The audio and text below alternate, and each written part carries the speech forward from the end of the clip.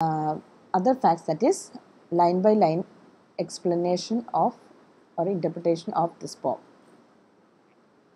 Now, a short summary so that you will get an idea about what is the theme of this poem, or what are the things that can be expected from this poem. That is, in this poem, Shelley has elevated beauty and sweetness of a skylark and the song it sings. The bird embodies both the purity and simplicity of nature. It is about the flight of a real skylark. Skylark is a bird, and this poem is about the flight of a real skylark. Shelley praises the skylark for its beauty and its exquisite song. He concedes that human nature prevents him from expressing such joy and asks the skylark to teach him gladness. The skylark flies into the sky singing happily. As it flies upward, the clouds of evening make it unseen, but the poet still hears its song, which fills both the earth and air. The poet compares the invisible skylark to a poet. So, invisible skylark is compared to a poet. The poet says that the song sung in praise of love, or wine, or music played for a wedding or a celebration cannot be compared to the loveliness of the skylark song. So, everything is nothing in front of this skylark's song. That is the point of view of this poet. The poet wonders about the causes of the skylark's happiness, and he came up with the conclusion that the skylark is free from all that gives pain to man. It knows what lies beyond death and has no fear. Even if man freed himself from hate, pride, and fear, man's joy would not be equal to, that is, would be equal to the skylark's. Now, the secret of its capacity to sing so happily would be incomparable gift for the poet. If the skylark could communicate to Shelley half its happiness, then he would write poetry that the world would read as joyfully as he is listening to the song of the bird. So that is the level, or that is the highest level of bliss when we listen to that particular bird. That is the point of view of this particular poet. Okay, now we will see line by line comparison. Line by line explanation of this poem. That is, to a skylark. Hail to thee, blithe spirit, bird thou never wert, that from heaven or near it purest thy full heart in profuse strains of unpremeditated art. So the poem, the speaker, that the poet passionately calls out to a skylark, praising it as a joyous spirit. Okay. Then the speaker goes on to explain that the skylark was never really a bird. Rather, the skylark is a creature from heaven, or at least near heaven. And from there, the skylark spontaneously pours out its emotions in plentiful, artful strings of musical notes. So that is, the poet is says that it is something supernatural, something above human. And then here, higher still and higher, from the earth thou springest, like a cloud of fire, the blue deep thou wingest, the singing still dost soar, and soaring ever singest. So here again the poet is going on praising the skylark. That is, the bird continues to soar, that is, rising higher and higher from the earth, which reminds the speaker of billowing flames. And the bird glides throughout the vast blue sky, flying as it sings and singing as it flies. So here he is viewing, or he is watching that particular flight. Now, in the golden lightning of the sunken sun, over which clouds are brightening, though doors float and run, like an unbodied joy whose race is just begun.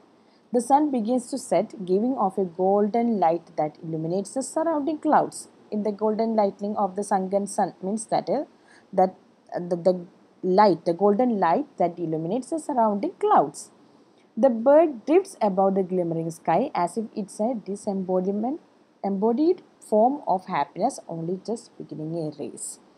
Now the pale purple even melts around thy flight like a star of heaven in the broad daylight. Thou art unseen, but yet I hear thy shrill delight. Now the bird has gone away from the view of the poet, but still the faint purple evening way for the skylark's flight, dissolving around it and enveloping the bird.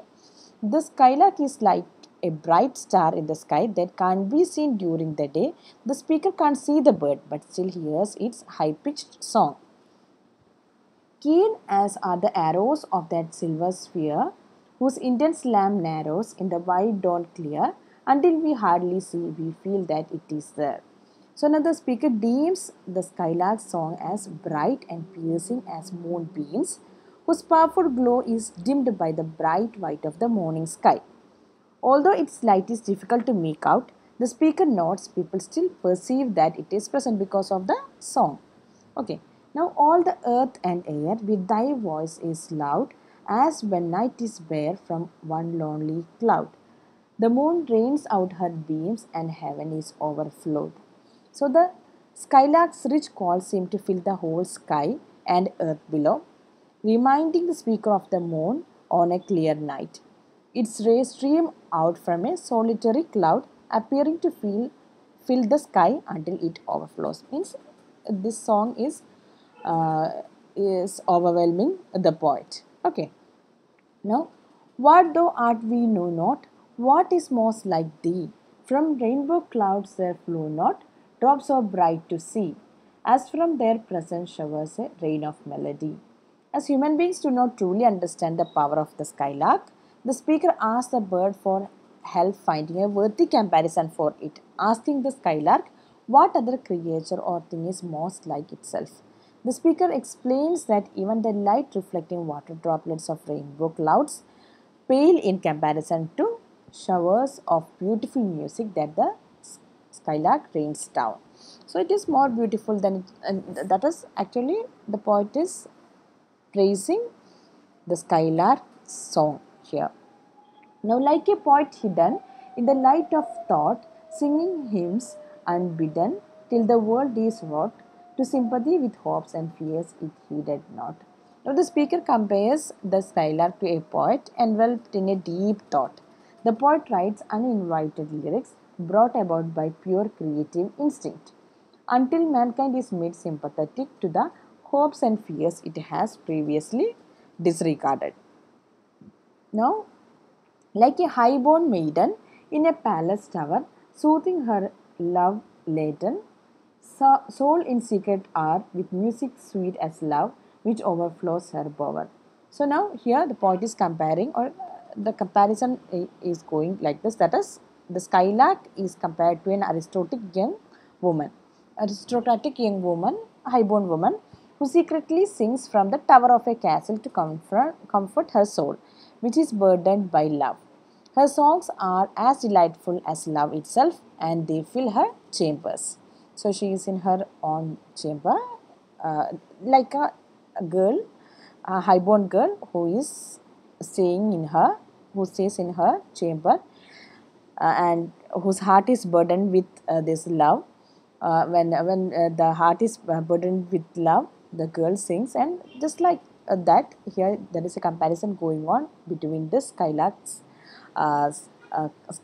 and the young aristocratic young woman. Okay, now like a glowworm golden in a dell of dew, scattering unbeholden in an aerial hue among the flowers and grass which screen it from the view. Now, according to the speaker, that is the poet, the skylark is also similar to a radiant glowworm in a small dew covered valley.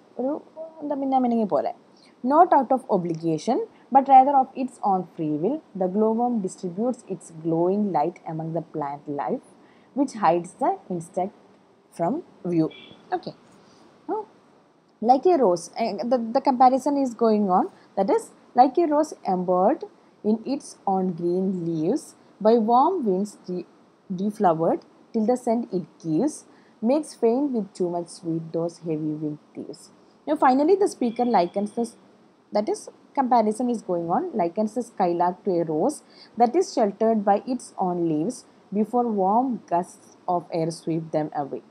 The overwhelming sweetness of the flower's perfume intoxicates nearby bees. That is heavy winged thieves എന്ന് പറയുമ്പോൾ ആരാണ്? That is these nearby bees. Okay. Sound of vernal showers on the twinkling grass, rain awakened flowers, all that ever was, joyous and clear and fresh, thy music doth surpass. So the speaker goes on to list all the pleasant sounds that cannot compare to the skylark's song. Light springtime, rain falling on glistening grass, flowers brought to life by rainfall, and everything else that has ever been happy, sharp and vibrant. എല്ലാ കാര്യങ്ങളും അതെന്താണ് വളരെ beautiful ആയിട്ടുള്ള rain ആണെന്നുണ്ടെങ്കിലും അത് പിന്നെ എന്താണ് flowers Bloom ചെയ്തിട്ടുള്ള ഫ്ലവേഴ്സ് ആണെന്നുണ്ടെങ്കിലും അതൊന്നും തന്നെ എവിടേക്ക് എത്തില്ല, സ്കൈലാർക്കിൻ്റെ സോങ്ങിൻ്റെ അവിടേക്ക് എത്തില്ല എന്നാണ് പോയിട്ട് പറയുന്നത്. Now teach us, sprite or bird, what sweet thoughts are thine.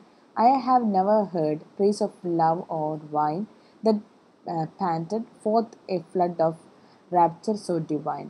എന്താണ് പോയിട്ട് ഇവിടെ പറയുന്നത്? Unsure whether the skylark is more like a bird or a fairy, അതായത് സ്പ്രൈറ്റ് എന്ന് പറഞ്ഞാൽ fairy. The speaker ask the skylark to educate human kind about its pure delightful thought.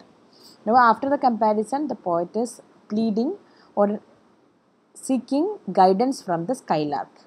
The speaker claims to have never heard human communication, lyrics worshipping things like romance and wine, that was as heavenly as the skylark's impassioned outpouring of emotion. അപ്പോൾ ഇത്രയും മനോഹരമായിട്ട് മറ്റൊന്നും തന്നെ കേട്ടിട്ടില്ല. എത്ര റൊമാൻസിനെ കുറിച്ചുള്ള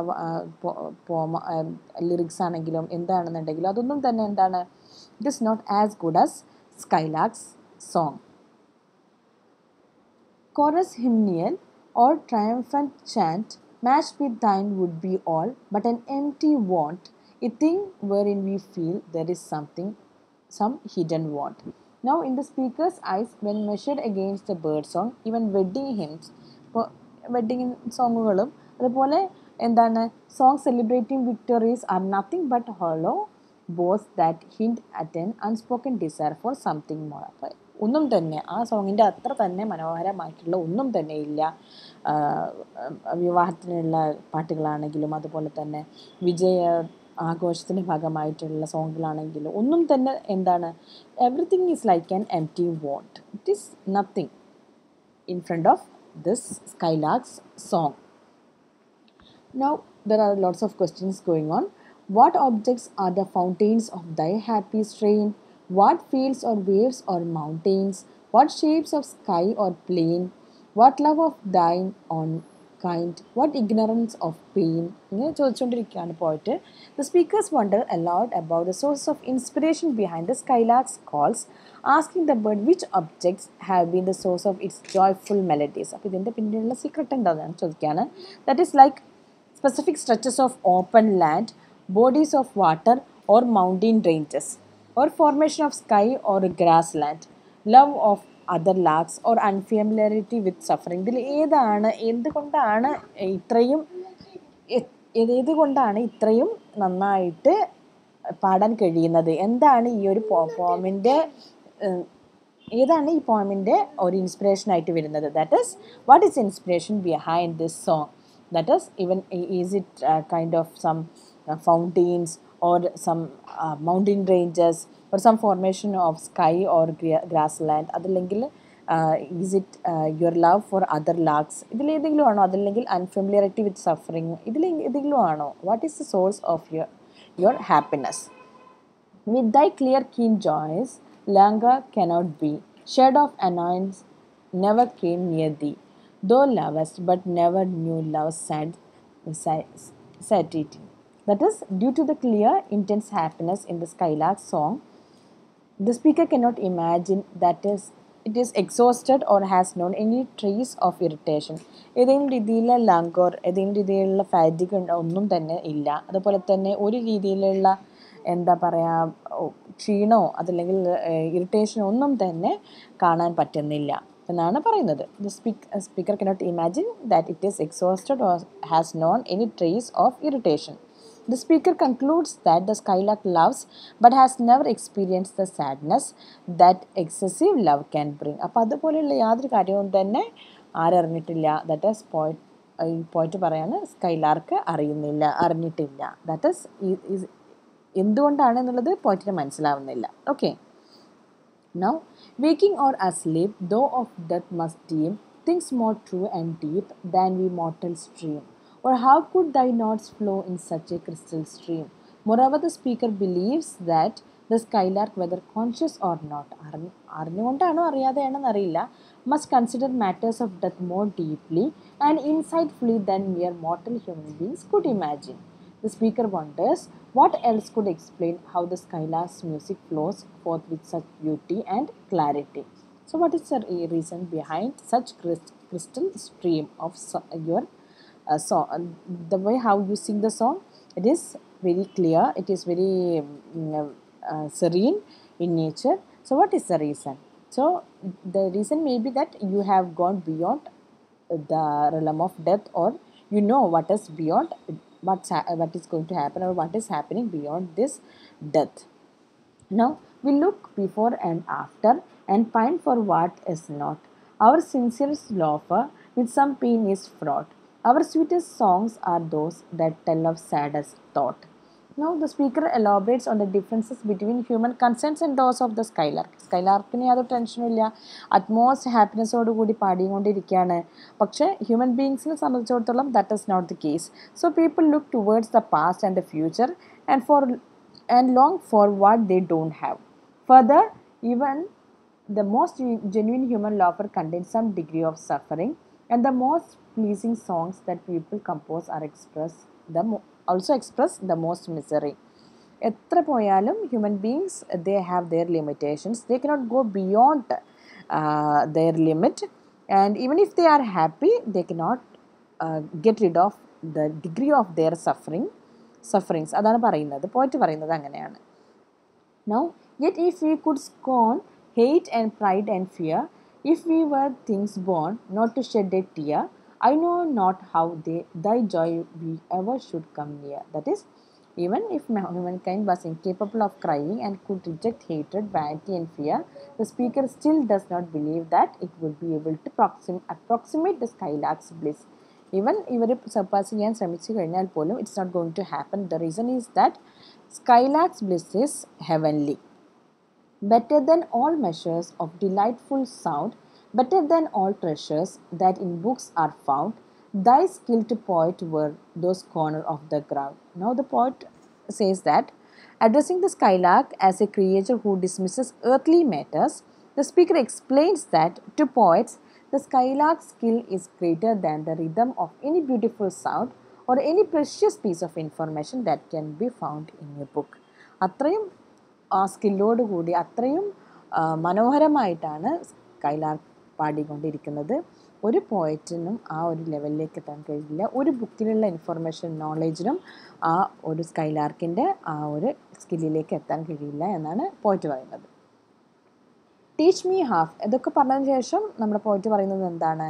teach me half the gladness that thy brain must know, such harmonious madness from my lips would flow. The world should listen then as I am listening now. The poet addresses, he makes a final plea to the skylark, asking the bird to share half the knowledge of happiness that it must have. അതിനുള്ള സന്തോഷത്തിൻ്റെ പകുതിയെങ്കിലും എന്നെ, ആ ഒരു സന്തോഷത്തിൻ്റെ ഹാപ്പിനെസ്സിൻ്റെ knowledge പകുതിയെങ്കിലും എന്നെ share ചെയ്യൂ.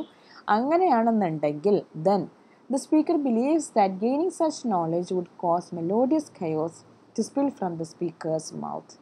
Furthermore, the poet believes that humankind would listen to such verses just as the speaker listened to the skylark.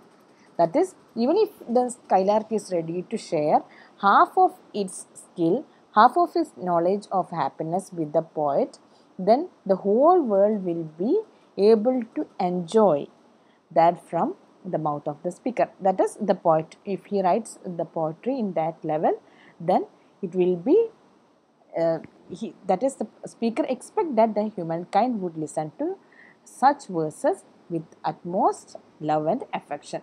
So that is the meaning or the analysis of interpretation of this particular poem. Okay.